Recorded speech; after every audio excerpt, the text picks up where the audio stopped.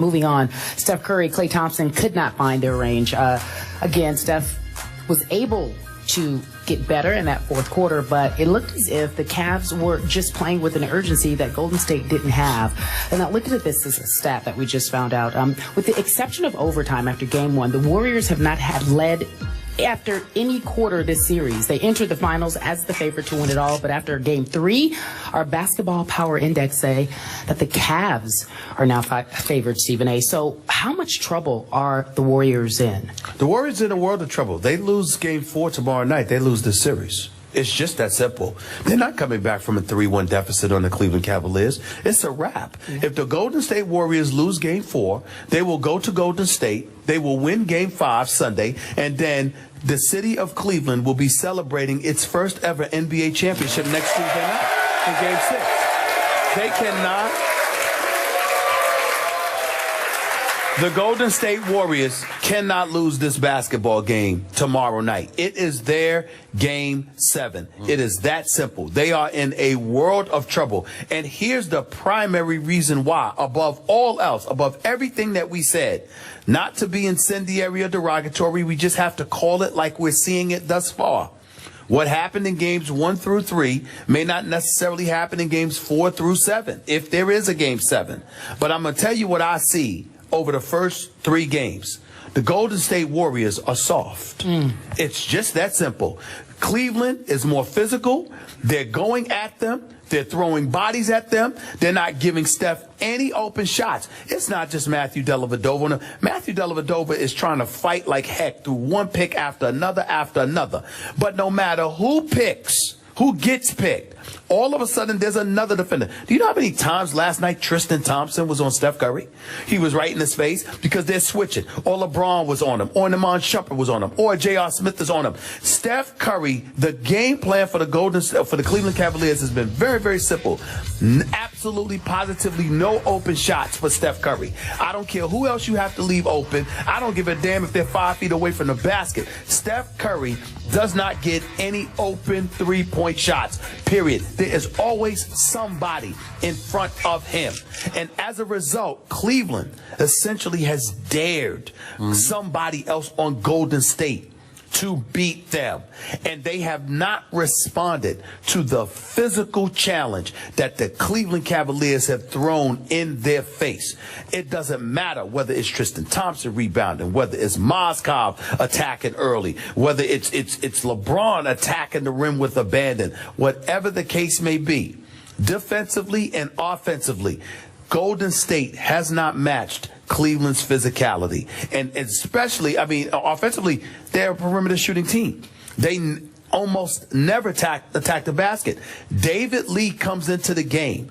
I'm talking about he got to the free throw line by himself 5 times. Okay? Nobody else for Golden State was doing that. David Lee was the only guy willing to attack the basket. This is a guy that averaged a double-double. This is a 2-time All-Star. Yeah. This is, I totally, listen, Steve Kerr has done a fantastic job. We're talking about the finals now. The finals. David Lee is not a scrub. He's a defensive liability, no doubt. But every team has a defensive liability. It happens. You have to score points to win games. Defense may win you championships, but points win games. And you need David Lee on that court because he's the only one that gives Golden State a different look because he appears to be the only one that's attacking the basket. I saw Andrew Bogut get the ball with his 7'1" self.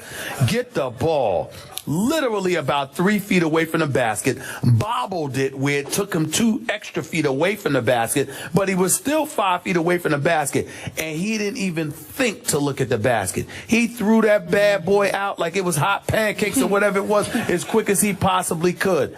No offensive presence whatsoever. You need someone on your front line to force Cleveland to pay attention into the post, and there's only one guy they have that's willing to do it, and that's David Lee. Even if you got to play him with Draymond, you got to play David Lee. You just have to do it. Got it. Back to the question, I agree with you. Obviously, the Golden State Warriors are in a ton of trouble, but you are about to hear, probably all day long and into tomorrow, about how the Warriors are finding themselves now in the same position they were in against Memphis in the conference semifinals. Yep. They were down 2-1 facing Game 4 in the grindhouse. And Steph came out in the first half of that Game 4 and scored 21. And they were up 17 at halftime, the Golden State Warriors, and went on to win that series in 6 games. This ain't the grindhouse, and this ain't the Memphis Grizzlies. This is LeBron James in his house, back home, playing in his 5th straight finals. And this is Delhi on a roll. And this is the best defense that this team has faced all year without question through the Western Conference playoffs. A very physical, as LeBron calls it, team grit kind of a defense. And I got to tell you, my takeaway from the last 2 games, after the Kyrie injury, I think everybody in the Bay Area, all the Golden State Nation fans, were preparing for the parade. No Kyrie, no problem, we got this. Now they're preparing for doom and gloom because their basketball team, even though it said the right things, came out and played with arrogance and without urgency the last 2 games. With arrogance and without urgency because they were like, we got this. We're the better team. You said yesterday, they're the better basketball team. Well, they should be because they were the #1 offensive team in the league and the #1 defensive team in the league. But that doesn't win any finals games because you better come out and play, and I'm going to refer to the Kobe tweet without going through the whole thing, but I really like what Kobe tweeted right after the game. Yes, that so basically Cleveland was playing like its life depended on it, while Golden State's playing like we'll be back to several finals, right? That's how they're playing right now. So are they going to get urgent before tomorrow night? Steve Kerr said before that Game 4 at Memphis, this is our moment of truth. Well, this is your moment of doom and gloom, pal, because you're about to go down in flames. Well, let's remind our audience. You picked Golden State in 7. I picked Cleveland in 6. Yep. But I'm here to tell you, piggybacking off of your comments, I got news for you. And we're not making our pick till tomorrow. Cleveland's in trouble for Game 4. And I'm going to tell you why. So I see where you're going. I'm going to tell you why. It was a mistake for the Cavaliers to allow Curry to get hot in that 4th quarter. That was a mistake. You had your foot on their throats. You were running them out the building. You had an opportunity to demoralize them, to literally snatch their heart, or figuratively speaking, snatch their hearts out of their chest. And you took your foot off the gas. It wasn't just that you had a 20-point lead. It's that it was erased in a matter of minutes. Yeah. It's not like you had the 20-point lead in the 1st quarter and they caught up to you in the 4th quarter. I'm talking about in a matter of minutes. It was gone just like that. And when it was gone primarily because Steph Curry caught fire, that's a bad sign. Because Steph Curry is like, okay, all right, here I come. Bump all of this. You know, I wish they got me easier shots. I wish it wasn't so tough, but I've adjusted now. Also, remember, immediately after the game, Matthew Dellavedova has to go to the hospital, has to get the IV treatment because of cramps, because he was dehydrated, whatever it was. You got to remember, Golden State has a full 2.5 days rest with their home games after Game 4. After Game 4. Yeah. Cleveland doesn't have that. They got to play in less than 48 hours. So even though Delly's going to be there, and Delly's receiving treatment, I think he'll be okay. And you think he'll be okay. At the same time, can you rely upon him to do what he did in Game 3? Because everything he did last night was needed. And it was necessary. Shumpert did bang up his shoulder. I assume he'll be able to go because he came back. All I'm saying to you is this. These are the Golden State Warriors.